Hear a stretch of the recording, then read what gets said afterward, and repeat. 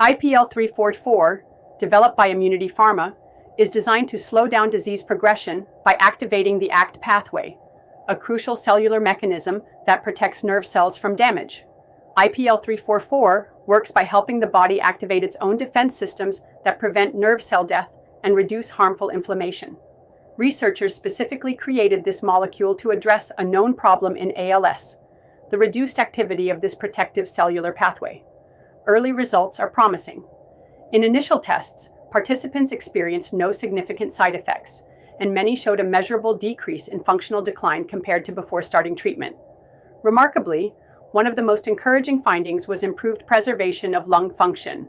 Patients lost only 1.3% of breathing capacity per month compared to 3.1% typically seen in ALS.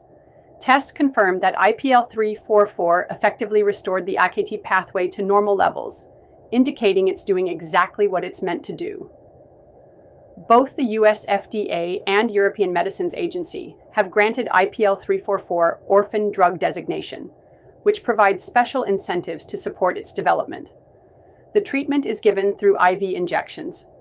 IPL344 represents a beacon of hope, targeting the root causes of ALS and potentially transforming patient outcomes.